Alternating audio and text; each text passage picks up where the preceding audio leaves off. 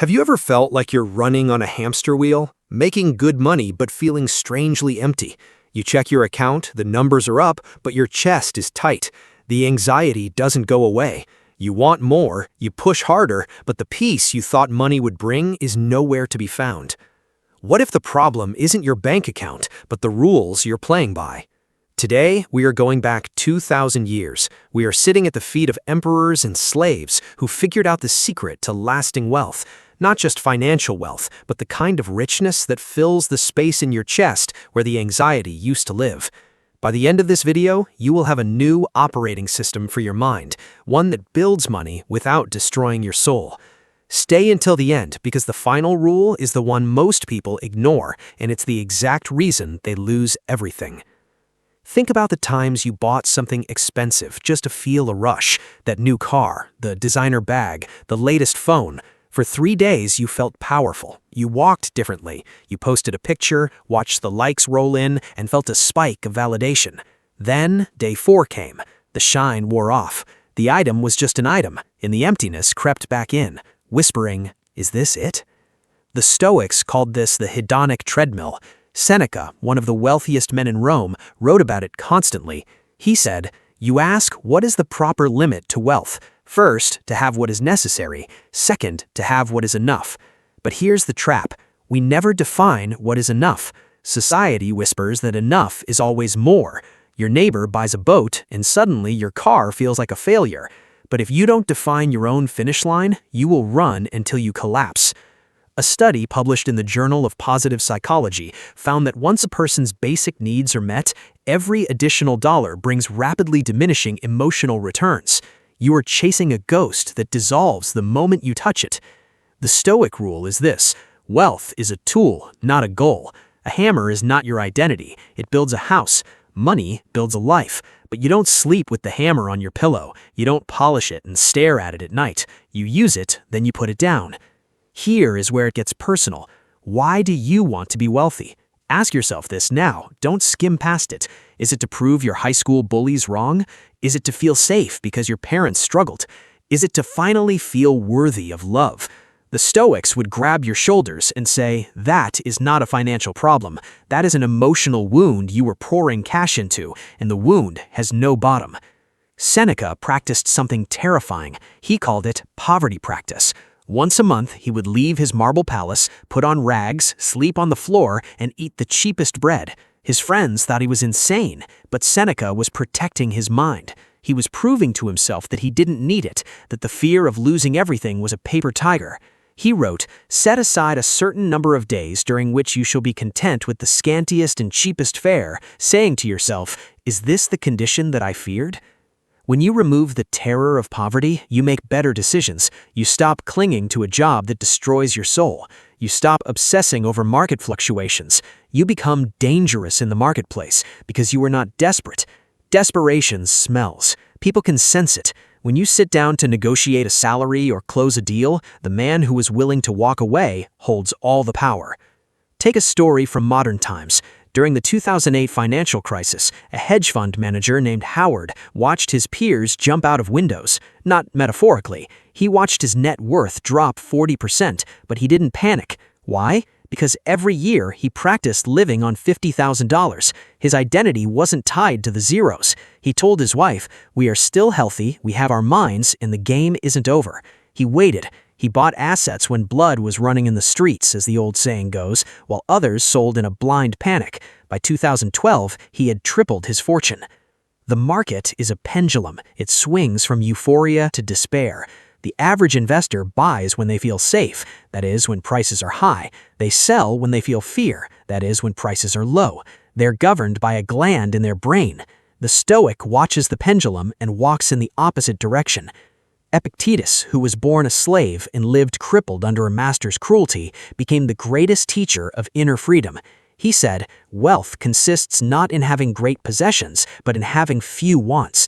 This from a man who owned one iron lamp. When his lamp was stolen, he replaced it with a clay one so he wouldn't suffer from attachment again. He wasn't romanticizing poverty, he was practicing psychological sovereignty. He was drawing a line in the sand between his soul and his stuff. Nassim Taleb, a modern trader and philosopher, used this exact Stoic principle to build his career. He structured his investments to be anti-fragile. Most people want to predict the future. Taleb assumed chaos was coming and positioned himself to be the only one standing when the lightning struck. He took small, asymmetric risks. If he was wrong, he lost a little. If he was right, he won massively. He wasn't betting on his ego, he was playing probability. This is the polar opposite of the Wall Street gambler who goes all in because he feels lucky. The Stoic doesn't rely on hope. The Stoic relies on preparation. So you must audit your life. Where are you one bad month from disaster? If your paycheck stopped tomorrow, how long until you're on the floor? If the answer is less than 6 months, you are not a Stoic. You are a hostage, and hostages don't build wealth. Hostages make survival decisions. They take the first offer. They stay in toxic relationships because the rent needs paying. Financial freedom isn't about the number in your account. It's about the number of days you can say no without fear. But let's look at the flip side. Why do we want the money in the first place? The glitch in the human software is that we think having more will stop the wanting. It doesn't. It amplifies the wanting. You buy the $5,000 watch, now the $10,000 watch enters your awareness. You buy the house, now the renovation costs to make it perfect haunt you. The Stoic emperor Marcus Aurelius sat on the throne of the known world. Every knee bent to him. He could touch a map and order a war. Yet he wrote in his private journal, which you now hold as meditations, "Receive without pride, let go without attachment." He didn't say, don't have things. He said, hold them loosely. Picture a hand open, palm up, fingers relaxed. That is the Stoic grip on money, not a clenched fist. The fist is the posture of fear. The open hand is the posture of peace. If the universe drops gold into your palm, you accept it with gratitude. If the universe takes it back, the hand remains steady. It does not tremble. It does not scratch and claw. This is the midpoint pause. If this message is cutting through the noise, if you feel that shift in your chest, this is your moment to engage. Hit the like button, subscribe to this channel, and in the comments write down sovereign, because today you are declaring your freedom from the dopamine trap. We are building a community here, and you need to see others walking the same path. Now, let's go deeper. The obsession with getting rich is often a disguise for trying to control the uncontrollable. We think if we just have enough money, the plane won't crash, the diagnosis won't come, and the lover won't leave. It is a magical thinking spell to ward off the terror of chaos, but it's a lie. The Stoics knew the only certainty is change. How do you thrive in a chaotic world? By owning your only true asset, your perception. There is a space between the event and your reaction. In that space lies your power. The stock market crashes. That is the event. The reaction is terror or greed. The Stoic sees red on the screen and sees opportunity. The average person sees red and sees danger. Same information, different processing, different life. A story comes from a Stoic investor who kept a photo of a skeleton on his desk, not to be morbid, but to be authentic. When a trade went bad or an asset crumbled, he looked at the skeleton and said, "Will this matter in 100 years?" The anxiety vanished. The frontal cortex came back online. He made logical decisions instead of frantic ones. Marcus Aurelius wrote, "You could leave life right now. Let that determine what you do and say and think." The brevity of life is a brutal lens, but it clarifies everything. It kills procrastination. It kills the fear of looking stupid. It kills the obsessive hoarding of things you can't take with you. Money is simply a byproduct of value creation. If you want more money, solve a bigger problem. Look at the Stoics. They were not monks in caves. Seneca ran a law firm and advised emperors. Marcus Aurelius governed millions. Cato was a senator. They were active in the world. They created value. They just didn't worship the value they created. Ask yourself, what problem do you solve? If you disappeared from your company tomorrow, what mess would be left that only you can clean? That is your leverage. Don't beg for a raise. Don't complain about the economy. Increase your leverage. Increase your skill. Become an artist of your craft. The Stoic work ethic is a quiet fury. It is a relentless commitment to excellence, not for the applause, but because you respect yourself. You were given a rational mind. To waste it on mediocrity is a sin against your own nature. We are nearing the end, but I promised you the final rule, the one most people ignore, the one that destroys fortunes. Here it is. Shame is the most expensive emotion in the world. Think about the car you bought to impress neighbors you don't like, the wedding you financed to please relatives who gossip about you, the designer clothes you wear to feel equal to strangers at a party. These are shame purchases. They are taxes on your insecurity. The luxury industry runs on this. They know you don't buy the watch to tell the time, you buy it to tell a story about your status.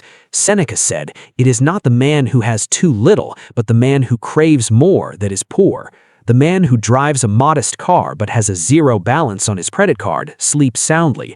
The man who drives a luxury car and fears the repo man is a pauper in silk clothing. The silence of a good night's sleep is the luxury that no money can buy and no repossession can steal. Look at your last 10 purchases. How many were to impress people who don't actually care if you live or die? This is not a criticism. This is a jailbreak. You have been working for your belongings. It is time for your belongings to work for you. When you remove shame, you remove the unnecessary overhead from your life. You stop leaking money into the void of other people's opinions. This brings us to the final image. The room is quiet. The sun is setting. You are sitting alone, but not lonely. You are reviewing your month. You made money. You didn't just make money, you made progress. You said no to a shiny object because you said yes to your long-term vision. You feel the solid weight of your decisions. You are not chasing, you are attracting. You are not grasping, you are receiving. The Stoic definition of wealth is not excess, it is enoughness. It is the deep, unshakable conviction that whatever happens, you will be okay. You have the skills to earn. You have the temperament to hold. You have the wisdom to enjoy without clinging. You are no longer a slave to the pendulum. You watch it swing and you smile because you know that your soul is not tethered to it. Your soul is anchored to your principles. So look at your life right now. What is the one thing you are clutching too tightly?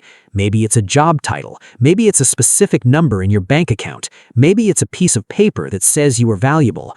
Open your hand just for a second. Feel the fear of letting go, and then realize you are still here. You are still breathing. Your worth was never in your wallet.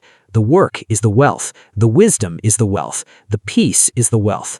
The crowd runs on the wheel, screaming for more. The Stoic walks through the garden, calm and deliberate, building empires with a steady hand. The choice is yours, the wheel or the garden, the clenched fist or the open hand. Remember, receive without pride, let go without attachment. This is the way.